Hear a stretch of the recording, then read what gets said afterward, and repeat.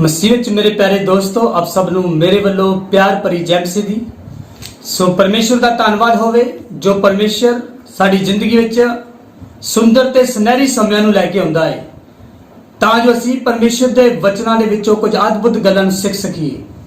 सो अज मैं तुहानूं परमेश्वर दे वचन दे विचों एक बहुत ही अद्भुत और खास गल दे उत्ते टीचिंग देनी चाहुंदा हां, क्योंकि जेकर असीं अपने आप लई, अपने परिवार लई, अपने घराने लई और अपने नगर लई और हजारां ते लखां लोकां दे लई एक वड्डी आशीष दा कारण बनना चाहुंदे हां ते सब तो जरूरी गल यह है कि असीं परमेश्वर दे वचनां दी जिहड़ी सही शिक्षा उस शिक्षा नूं अपने जीवन दे विच ग्रहण करके ਉਹਦੇ अनुसार अपने जीवन ਨੂੰ ਚਲਾਈਏ। और ਇਹ इस तरह होवेगा ਅਸੀਂ परमेश्वर ਦੇ वचन ਨੂੰ पढ़ के आशीष पावांगे और ਜਿਹੜੇ लोग प्रभु तो दूर है वो साडी लाइफ ਨੂੰ पढ़ के प्रभु ਦੇ ਨੇੜੇ आ जाएंगे।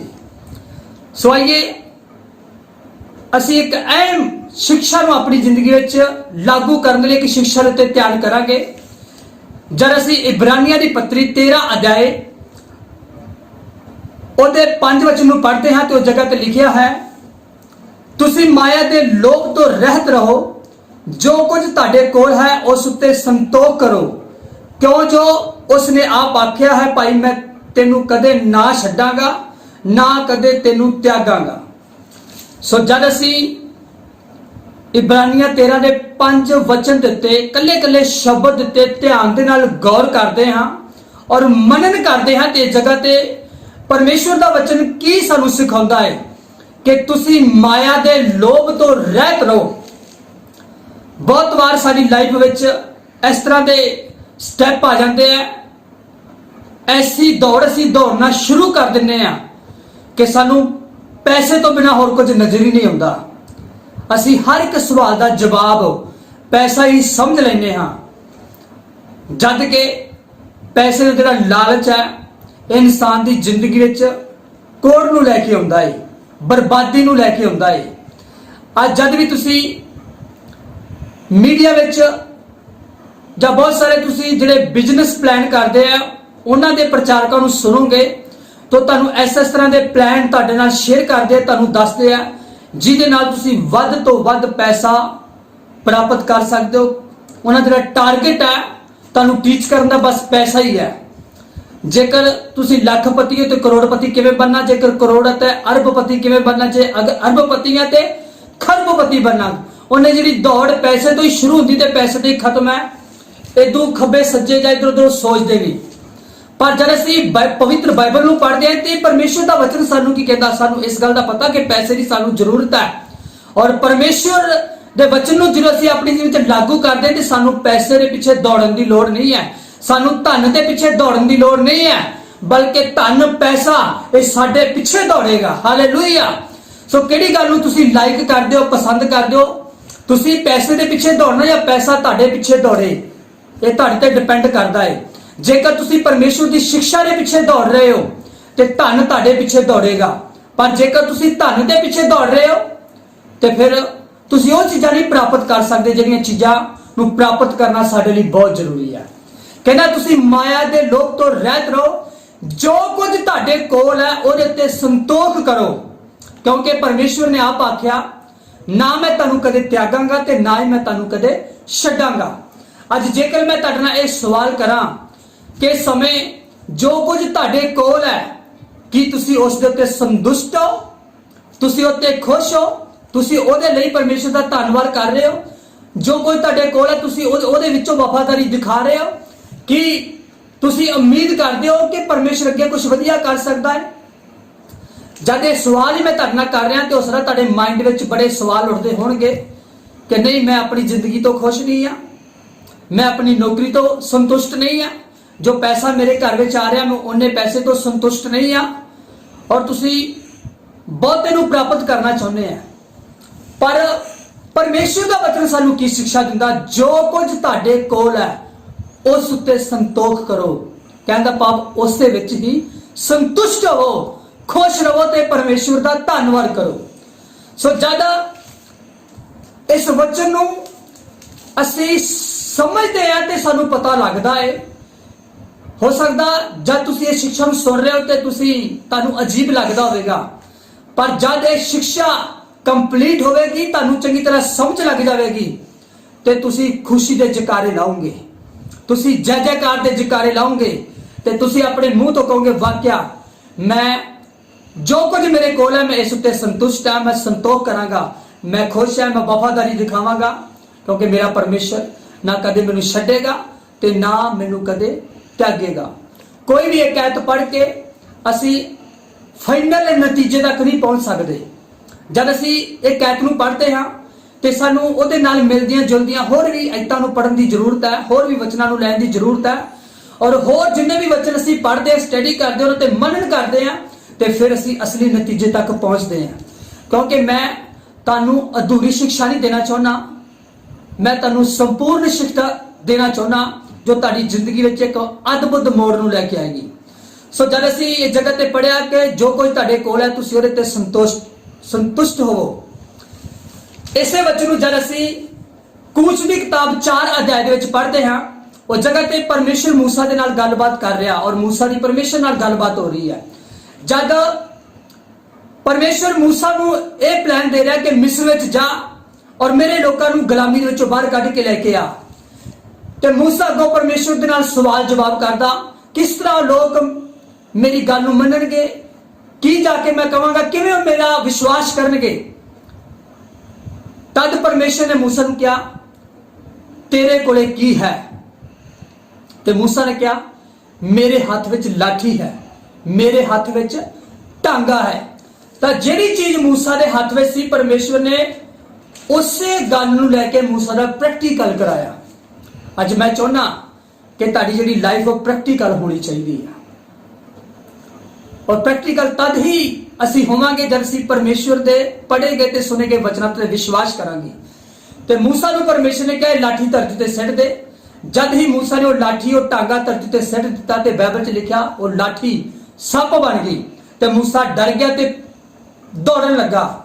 फिर परमेश्वर ने कहा मूसा पूछ दे कोलों सप नू फड़ ला, ते जदों पूछ दे कोलों सप नू फड़िया तो दोबारा फिर लाठी बन गई। हालेलुया। सो परमेश्वर ने जो कुछ मूसा दे कोल सी एक प्रैक्टिकल मूसा दा कराया। उस तो बाद जद असी कूच 14 अध्याय पढ़ते हैं तो 14 अध्याय दे विच सानू लाल समुंदर दे बारे पढ़न नू मिलदा, सिखण नू मिलदा कि जद मूसा उसे लाठी दे अधिकार दे द्वारा जिहड़ी परमेश्वर ने उहदे हाथ विच सौंपी सी, लखां ही लोकां नू मिस्र दी गुलामी विचों बाहर कढ के लैके आ रहा, ते अगे लाल समुंदर आ गया ते पिछे फिरौन दीयां फौजां। सो देखण वाली गल अगे भी समस्या है ते पिछे भी की है समस्या। जेकर अगे वधदे हैं ते पानी विच डुब के मरदे हैं, जेकर वो खड़े रहिंदे हैं ते फिरौन दीयां फौजां उन्हां नू खत्म कर दियां। अज इसे तरह तुहाडी लाइफ में भी कोई समस्यावां हो सकदियां हन, तुहाडे अगे भी समस्या हो सकदी, तुहाडे पिछे भी समस्या हो सकदी है। तुसी अपनी अगली ते पिछली समस्या नूं वेख के परेशान हो जाते हो, डिस्टर्ब हो जाते हो, बोझ थले आ जाते हो, तुहानूं कुछ भी दिखाई नजर नहीं आउंदा।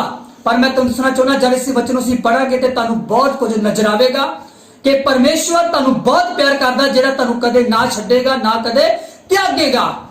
और जद लखां लोकां ने मूसा नूं परेशान किया कि हुण सानूं तू समुंदर के पानी विच डुब के मारेगा, पिछे फिरौन दीयां फौजां सानूं मार देणगियां, ते मूसा ने परमेश्वर अगे बेनती की ते मूसा नूं परमेश्वर ने कहा तेरे हाथ विच की है? उन्हें कहा प्रभु मेरे हाथ विच लाठी है, टांगा है। ते परमेश्वर ने कहा समुंदर के पानी दे विच इसे टांगे नूं ला दे, इस लाठी नूं ला दे।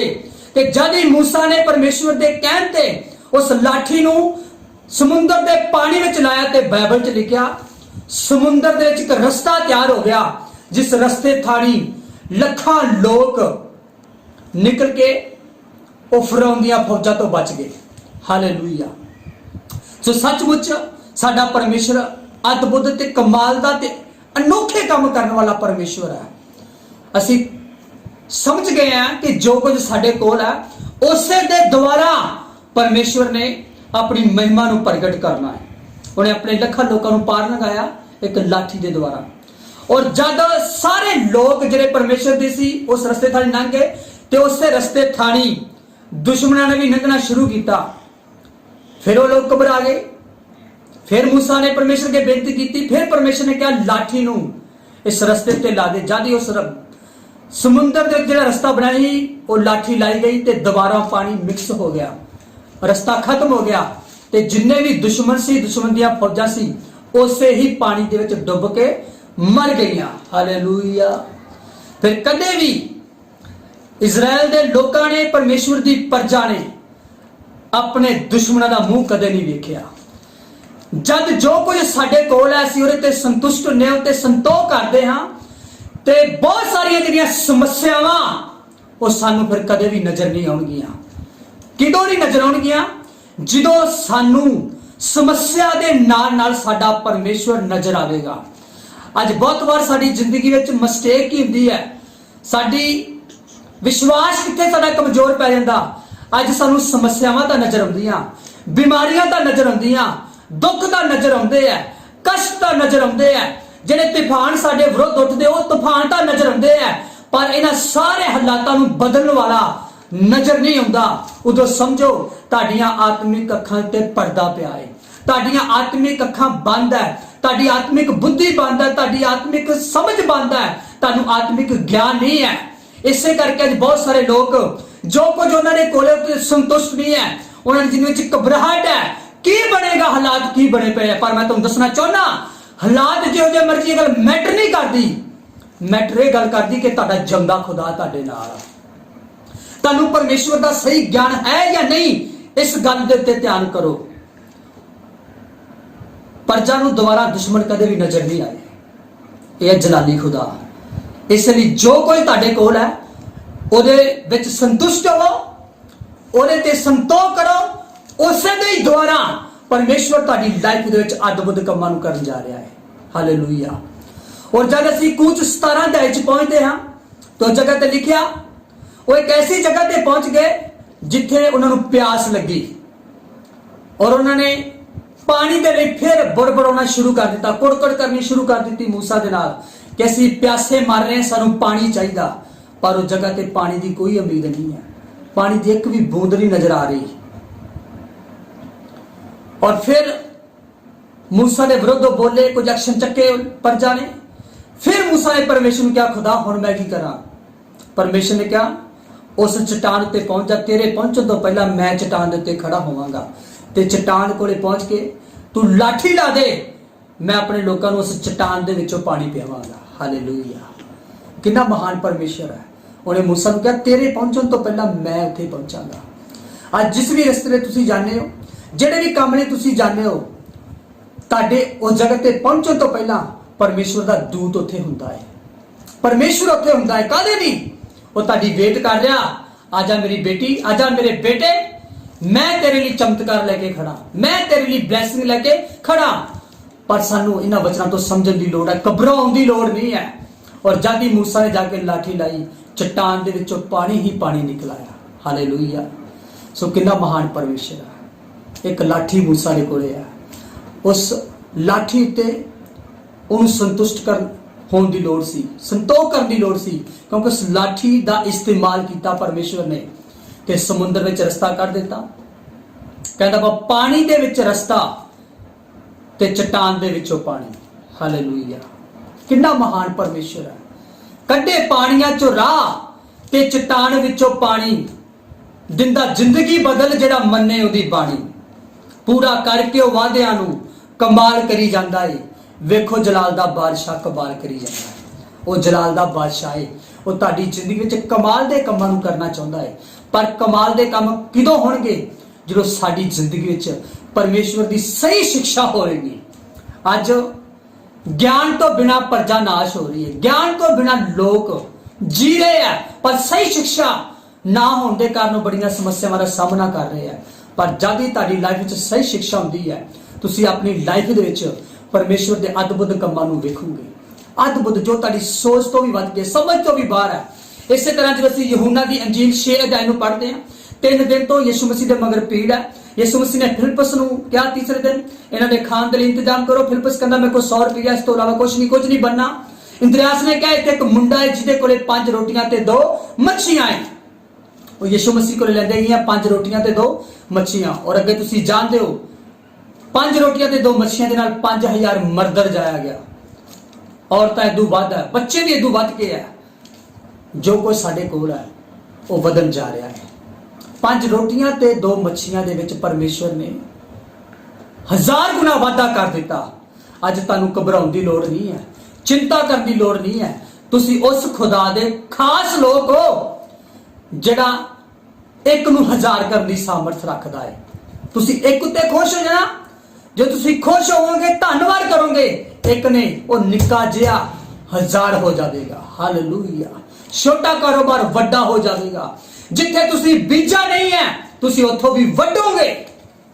ਇਹ ਖੁਦਾ ਹੈ, ਉਹਦਾ ਅੰਦਾਜ਼ ਵੱਖਰਾ ਹੀ ਹੈ ਤੁਹਾਡੀ ਤੇ ਮੇਰੀ ਜ਼ਿੰਦਗੀ ਵਿੱਚ ਕੰਮ ਕਰਨ ਦਾ। ਇਹ ਸੱਚੇ ਵਚਨ ਹੈ। ਕਿਸ ਤਰ੍ਹਾਂ ਨੇ 5 ਰੋਟੀਆਂ ਤੇ 2 ਮੱਛੀਆਂ ਦੇ ਦੁਆਰਾ ਹਜ਼ਾਰਾਂ ਲੋਕਾਂ ਨੂੰ ਰਜਾਇਆ। 12 ਟੋਕਰੇ ਵੱਧ ਗਏ। ਕਿੰਨਾ ਮੁਬਾਰਕ ਉਹ ਮੁੰਡਾ ਜਿਹਦੇ ਕੋਲੇ 5 ਰੋਟੀਆਂ 2 ਮੱਛੀਆਂ ਸੀ। ਉਹਨੇ ਉਹਦੇ ਤੇ ਸੰਤੁਸ਼ਟੀ ਕੀਤੀ, ਉਹਤੇ ਸੰਤੋਖ ਕੀਤਾ ਤੇ ਪਰਮੇਸ਼ਰ ਨੇ ਹਜ਼ਾਰਾਂ ਲੋਕਾਂ ਦੇ ਲਈ ਉਸ ਮੁੰਡੇ ਨੂੰ ਇਸਤੇਮਾਲ ਕੀਤਾ। ਹਜ਼ਾਰਾਂ ਲੋਕਾਂ ਦੇ ਲਈ ਉਹ ਮੁੰਡਾ ਬਰਕਤ ਦਾ ਕਾਰਨ ਬਣਿਆ, ਜਿਹਦੇ ਕੋਲੇ 5 ਰੋਟੀਆਂ ਤੇ 2 ਮੱਛੀਆਂ ਸੀ, ਜਿਹੜਾ ਉਸ 5 ਰੋਟੀਆਂ ਤੇ 2 ਮੱਛੀਆਂ ਵਿੱਚ ਸੰਤੁਸ਼ਟ ਸੀ। ਹਾਲੇਲੂਇਆ। ਸੋ ਜਦ ਅਸੀਂ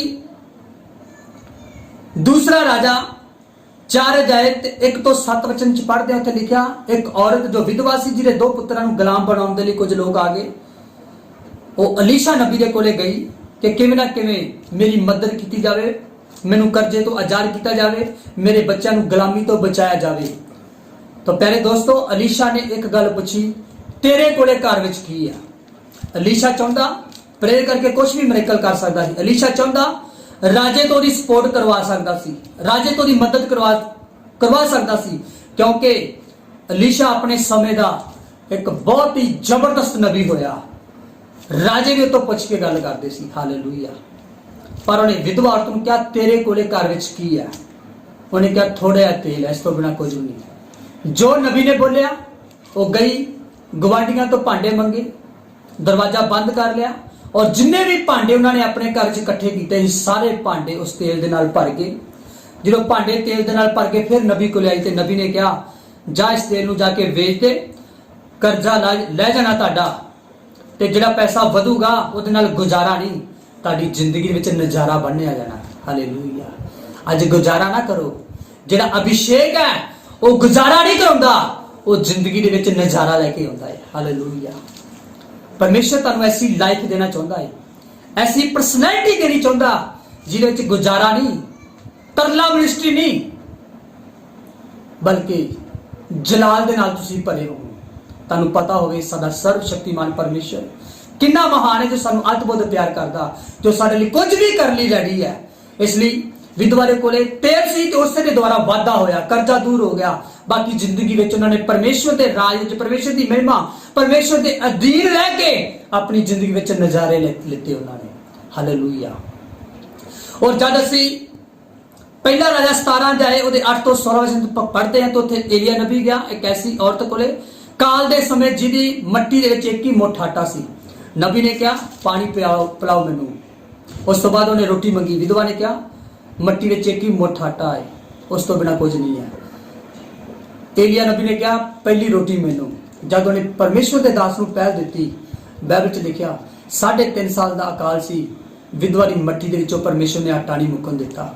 ਵਿਧਵਾ ਦਾ ਮੁੰਡਾ ਏਲੀਆ ਨਬੀ ਤੇ ਵਿਧਵਾ ਦਾ ਘਰਾਣਾ ਕਾਲ ਦੇ ਦਿਨਾਂ 'ਚ ਖਾਂਦੇ ਰਹੇ ਤੇ ਖੁਦਾ ਨੇ ਕਿਸੇ ਚੀਜ਼ ਦੀ ਕਮੀ ਨਹੀਂ ਆਉਣ ਦਿੱਤੀ, ਕਿਉਂਕਿ ਵਿਧਵਾ ਨੇ ਜੋ ਇੱਕ ਮੁੱਠੀ ਆਟਾ ਸੀ ਉਹਦੇ ਵਿੱਚ ਉਹਨੇ ਖੁਦਾ ਨੂੰ ਪਹਿਲ ਦਿੱਤੀ, ਆਪਣੀ ਵਫਾਦਾਰੀ ਦਿਖਾਈ ਤੇ ਪਰਮੇਸ਼ਰ ਨੇ ਉਹਦੀ ਵਫਾਦਾਰੀ ਨੂੰ ਬਹੁਤ ਵੱਡਾ ਫਲ ਦਿੱਤਾ। ਸੋ ਇਹ ਸਾਰੀਆਂ ਆਇਤਾਂ, ਇਹ ਸਾਰੀਆਂ ਸਟੋਰੀਆਂ, ਗਵਾਹੀਆਂ ਸਾਨੂੰ ਕੀ ਸਿਖਾਉਣਾ ਚਾਹੁੰਦੀਆਂ ਕਿ ਜੋ ਕੁਝ ਹੈ ਸਾਡੇ ਕੋਲੇ ਹੈ, ਸਾਨੂੰ ਉੱਤੇ ਸੰਤੁਸ਼ਟ ਕਰਨ ਦੀ ਲੋੜ ਹੈ, ਸਾਨੂੰ ਸੰਤੋਖ ਰਹਿਣ ਦੀ ਲੋੜ ਹੈ। ਕਿਉਂਕਿ ਜਦ ਅਸੀਂ ਪਹਿਲਾ ਤਮੋਥੀਅਸ 6 ਅਧਿਆਇ ਦੇ 6 ਵਚਨ ਨੂੰ ਪੜ੍ਹਦੇ ਹਾਂ ਤਾਂ ਜਗਤ ਲਿਖਿਆ, ਪਰ ਸੰਤੋਖ ਨਾਲ ਭਗਤੀ ਹੈ ਤਾਂ ਵੱਡੀ ਖੱਟੀ ਹੈ। ਹਾਲੇਲੂਇਆ। ਜੇ ਤੁਸੀਂ ਸੰਤੋਖ ਨਾਲ ਭਗਤੀ ਕਰੋਗੇ ਤਾਂ ਤੁਹਾਨੂੰ ਵੱਡੀ ਖੱਟੀ ਮਿਲੇਗੀ, ਜਿਹੜੀ ਲਾਜਵਾਬ ਹੋਵੇਗੀ, ਜਿਹੜੀ ਕਮਾਲ ਦੀ ਹੋਵੇਗੀ, ਕਿਉਂਕਿ ਪਰਮੇਸ਼ਵਰ ਤੁਹਾਨੂੰ ਉਹ ਨਹੀਂ ਬਰਕਤ ਦੇਣੀ ਚਾਹੁੰਦਾ ਜਿਹੜੀ ਗੱਲਾਂ ਵਾਲੀ ਹੋਵੇ। ਪਰਮੇਸ਼ਰ ਉਹ ਤੁਹਾਨੂੰ ਬਲੇਸਿੰਗ ਦੇਣਾ ਚਾਹੁੰਦਾ ਜਿਹੜੀ ਦੂਸਰਿਆਂ ਨੂੰ ਨਜ਼ਰ ਆਵੇ। ਵਿਸ਼ਵਾਸ ਨਜ਼ਰ ਨਹੀਂ ਆਉਂਦਾ, ਪਰ ਵਿਸ਼ਵਾਸ ਦੇ ਦੁਆਰਾ ਜੋ ਮਿਰੇਕਲ ਹੁੰਦੇ ਆ, ਜੋ ਬਲੇਸਿੰਗ ਹੁੰਦੀ ਹੈ, ਉਹ ਜ਼ਰੂਰ ਨਜ਼ਰ ਆਉਂਦੀ ਹੈ। ਹਾਲੇਲੂਇਆ। ਸੋ ਪਰਮੇਸ਼ਰ ਮਹਾਨ ਪਰਮੇਸ਼ਰ ਹੈ। ਜੋ ਕੋਈ ਤੁਹਾਡੇ ਕੋਲ ਹੈ ਉਸ ਦੇ ਵਿੱਚ ਸੰਤੁਸ਼ਟ ਹੋ ਜਾਓ, ਕਿਉਂਕਿ ਉਹ ਤੁਹਾਨੂੰ ਨਾ ਛੱਡੇਗਾ, ਨਾ ਤੁਹਾਨੂੰ ਤਿਆਗੇਗਾ। ਉਹ ਆਪਣੀ ਜਾਨ ਤੋਂ ਵੀ ਵੱਧ ਕੇ ਤੁਹਾਨੂੰ ਪਿਆਰ ਕਰੇਗਾ। ਉਹ ਮਲਟੀਪਲਾਈ ਕਰਨ ਜਾ ਰਿਹਾ। ਜੋ ਕੋਈ ਤੁਹਾਡੇ ਕੋਲ ਹੈ, ਤੁਹਾਡਾ ਅਭਿਸ਼ੇਕ ਵਧਣ ਜਾ ਰਿਹਾ ਹੈ, ਤੁਹਾਡਾ ਮਸਾ ਵਧਣ ਜਾ ਰਿਹਾ ਹੈ, ਤੁਹਾਡਾ ਵਿਸ਼ਵਾਸ ਵਧਣ ਜਾ ਰਿਹਾ ਹੈ। ਨਿੱਕਾ ਜਿਹਾ 1000 ਹੋ ਜਾਵੇਗਾ, ਛੋਟਾ ਇੱਕ ਬਲਵੰਤ ਕੌਮ। ਜਿਸ ਤਰ੍ਹਾਂ मूसा ਕੋਲੇ ਲਾਠੀ ਸੀ, ਟਾਂਗਾ ਸੀ, ਉਸੇ ਦੁਆਰਾ ਅਦਭੁਤ ਕੰਮ ਹੋਏ। ਸਮੁੰਦਰ ਵਿੱਚ ਰਸਤਾ ਨਿਕਲਿਆ, ਚਟਾਨ ਦੇ ਵਿੱਚੋਂ ਪਾਣੀ। ਅੱਜ ਐਸੇ ਚੀਜ਼ਾਂ ਦੇ ਵਿੱਚੋਂ ਜੇ ਅੱਜ ਤੁਹਾਨੂੰ ਕੁਝ ਨਜ਼ਰ ਨਹੀਂ ਆ ਰਿਹਾ, ਤੁਹਾਨੂੰ ਕੁਝ ਨਜ਼ਰ ਆਵੇਗਾ ਇਹਨਾਂ ਦਿਨਾਂ ਦੇ ਵਿੱਚ। ਬੇਸ਼ੱਕ ਲੋਕਡਾਊਨ ਹੈ, ਕੋਰੋਨਾ ਵਾਇਰਸ ਦੇ ਕਾਰਨ ਤੁਹਾਨੂੰ ਕੁਝ ਨਹੀਂ ਨਜ਼ਰ ਆ ਰਿਹਾ, ਪਰ ਵਚਨ ਪੜ੍ਹਨਾ ਸ਼ੁਰੂ ਕਰੋ। ਤੁਹਾਨੂੰ ਸਮੱਸਿਆ ਦੇ ਵਿੱਚ ਆਪਣਾ ਚਮਤਕਾਰ ਨਜ਼ਰ ਆਵੇਗਾ। ਤੁਹਾਨੂੰ ਸਮੱਸਿਆ ਦੇ ਵਿੱਚ ਹੀ ਆਪਣੀ ਬਰਕਤ ਨਜ਼ਰ ਆਵੇਗੀ। ਪਵਿੱਤਰ ਬਾਈਬਲ ਚ ਲਿਖਿਆ, ਜਿੰਨੇ ਪਰਮੇਸ਼ਰ ਨੂੰ ਤੱਕਦੇ ਹੋ ਕਦੇ ਵੀ ਸ਼ਰਮਿੰਦਾ ਨਹੀਂ ਹੁੰਦੇ। ਜਿਹੜੀ ਚੀਜ਼ ਤੁਹਾਨੂੰ ਪਰੇਸ਼ਾਨ ਕਰ ਰਹੀ ਹੈ ਉਹ ਸ਼ਰਮਿੰਦਾ ਹੋਣ ਜਾ ਰਹੀ ਹੈ। ਉਹ ਤੁਹਾਡੀ ਜ਼ਿੰਦਗੀ ਵਿੱਚ ਅਦਭੁਤ ਮਿਰੇਕਲ ਨੂੰ ਕਰਨ ਜਾ ਰਿਹਾ ਹੈ, ਕਿਉਂਕਿ ਪਰਮੇਸ਼ਰ ਦਾ ਵਚਨ ਜਿਉਂਦਾ ਹੈ, ਗੁਣਕਾਰ ਹੈ ਤੇ ਦੋ ਧਾਰੀ ਤਲਵਾਰ ਦੇ ਨਾਲ ਵੀ ਤਿੱਖਾ ਹੈ। ਔਰ ਵਚਨ ਕੌਣ ਹੈ? ਯਿਸੂ ਮਸੀਹ ਹੈ।